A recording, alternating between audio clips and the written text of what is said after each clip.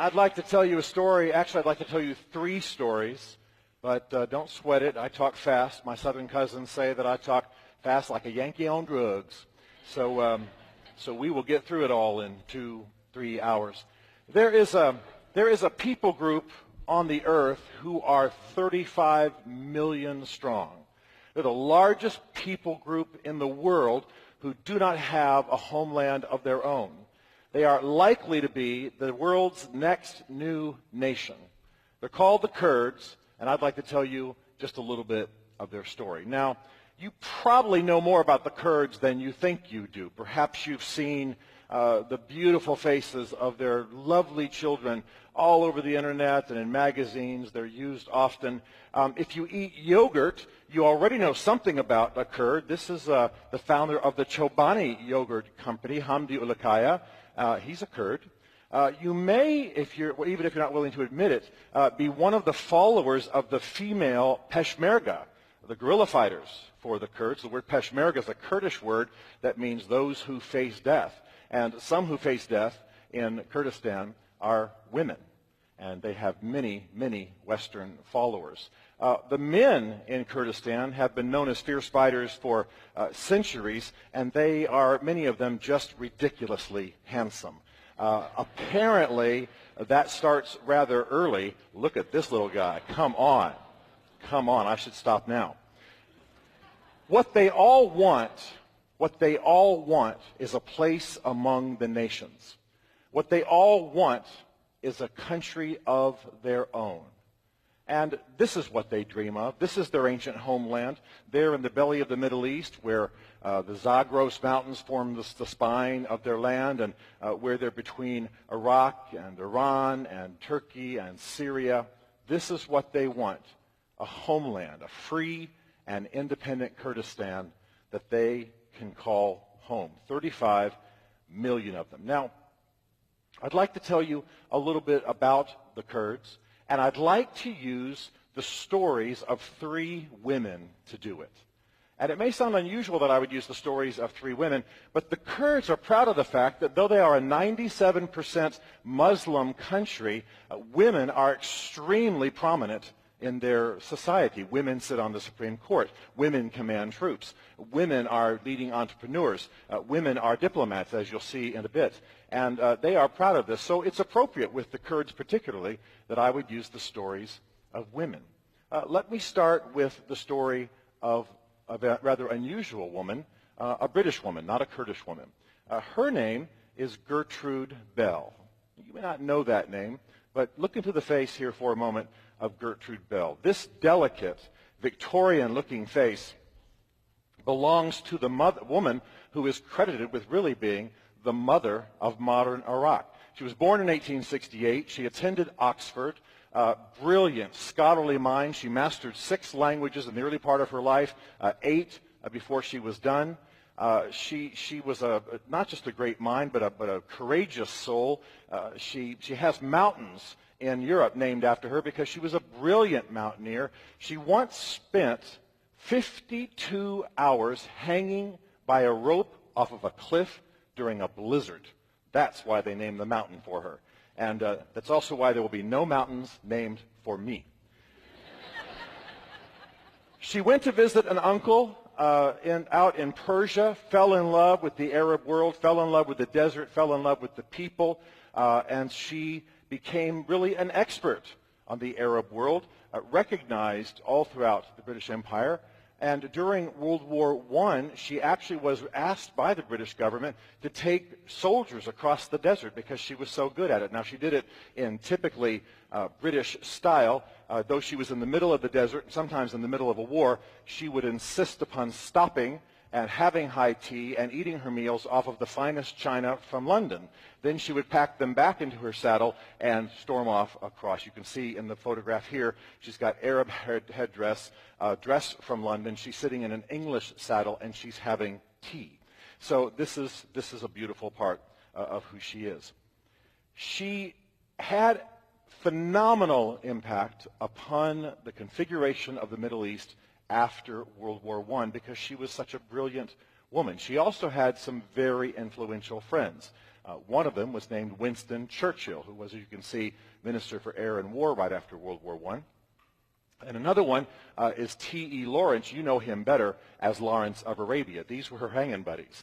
So she had some influence that others did not have. She would have had influence anyway because nobody knew as much as she did about that part of the world. But I have to tell you, they made a mistake. These three heroes made a mistake. They had it in their mind to found a new country. This was during a time when the Ottoman Empire had been removed during World War I, and now the Arabs' moment was coming in history, and the Arabs were emerging, all of which was to be celebrated. But these three, these architects of modern Iraq, forgot about the Kurds. Or if they didn't forget about the Kurds, they at least forgot who the Kurds were and who they had always been. Because the Kurds are an ancient people. The Kurds are a people with an incredible heritage and an incredible culture.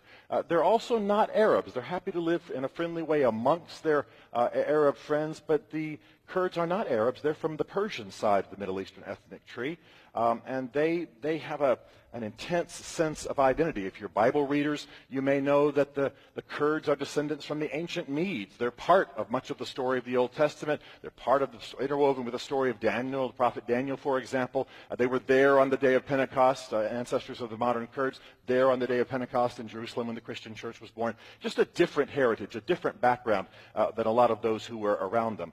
And so they're a storied people, a covenanted people, a passionate people, a people who don't want to lose their heritage and their background and just simply be merged in to another culture, however friendly they might be with that culture.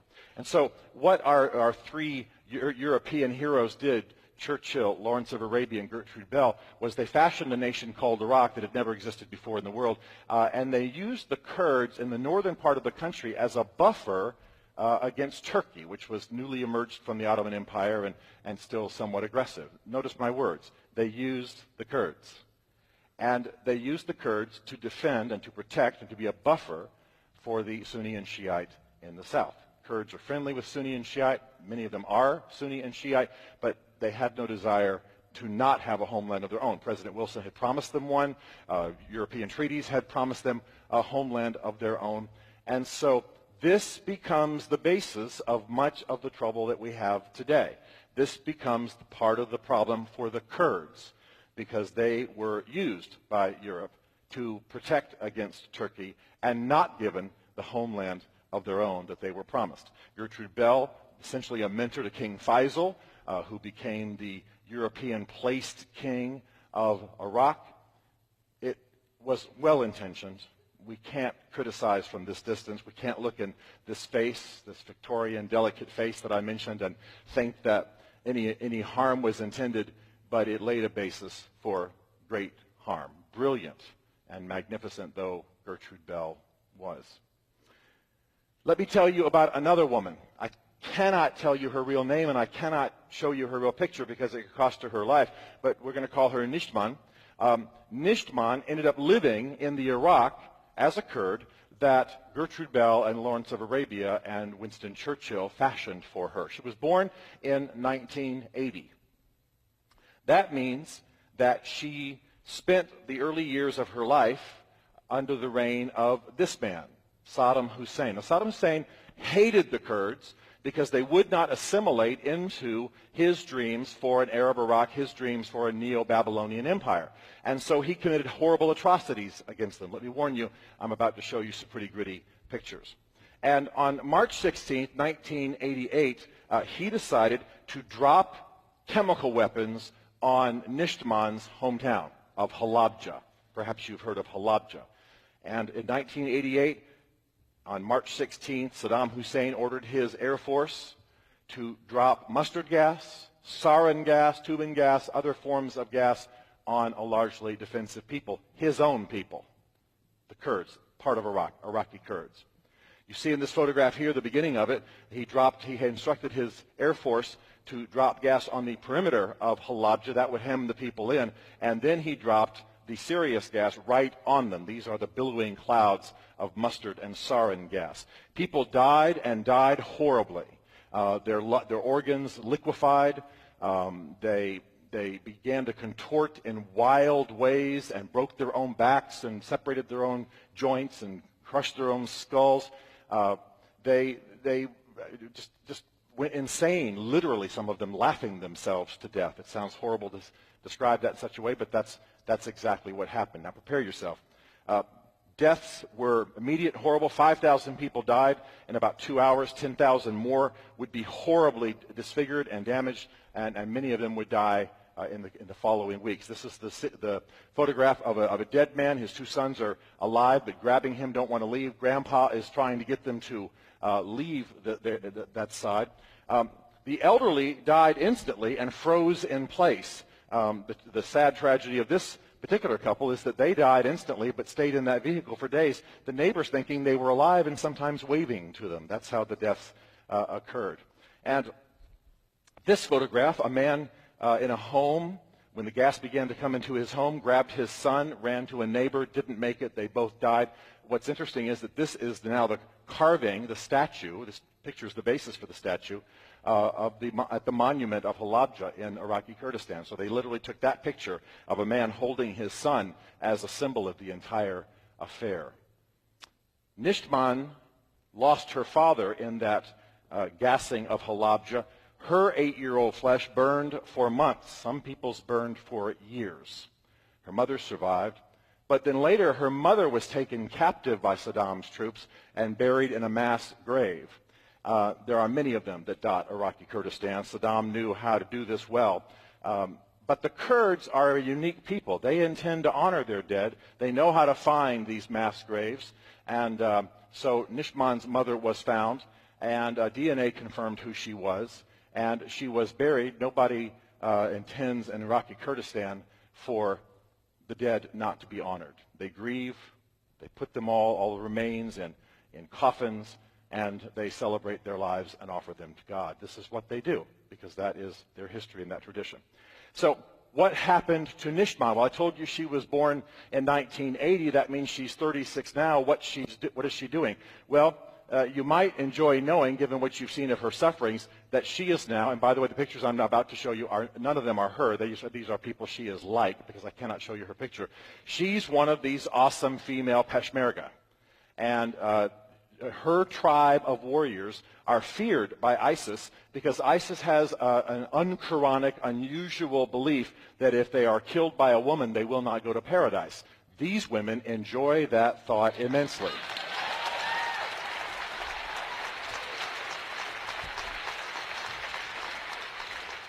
Some of them are the best marksmen and snipers in amongst the Peshmerga, and my male Kurdish friends are going to get on my case about that, but it's just true, I'm telling you. And they are just magnificent, and Nishtman is among them.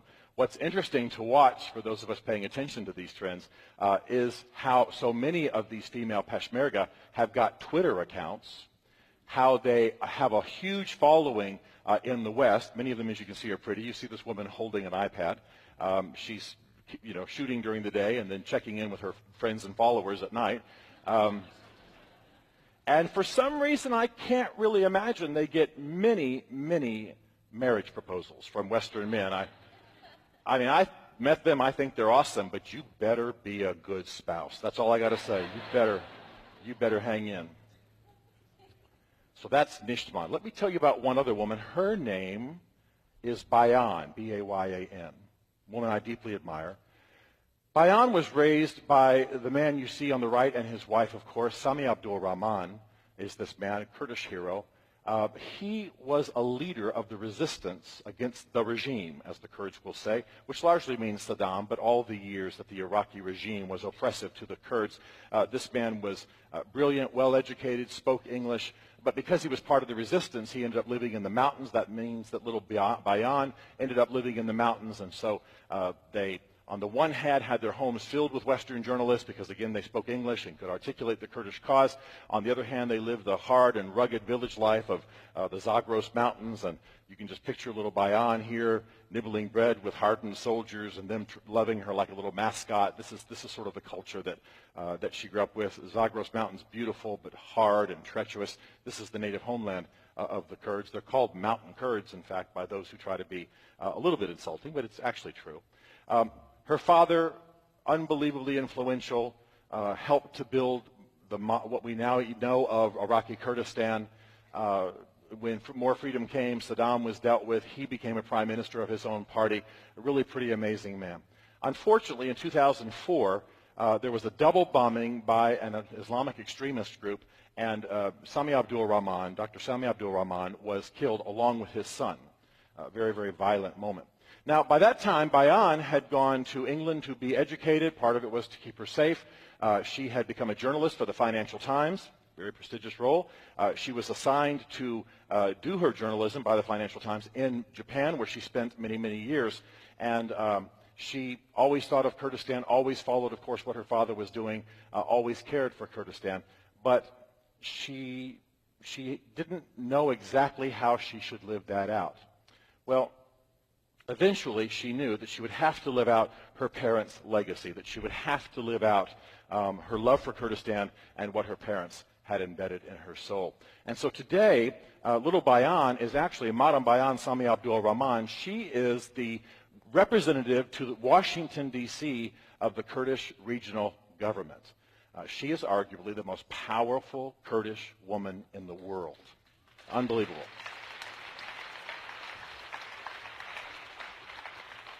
She's about that tall. It's all dynamite. She's a cross between Golda Meir and Margaret Thatcher and Oprah and Pink, I guess, if you want some attitude thrown in there.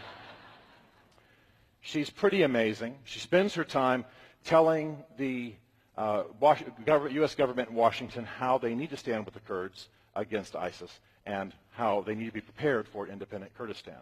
And that, I think, is what is important for you today. What does this mean to you? Why is this relevant to you? Well, you're smart, you're educated, you're here, you're socially conscious, and 35 million Kurdish people are waiting to be born into the family of free nations. I intend to help them. I hope you will too. Thank you.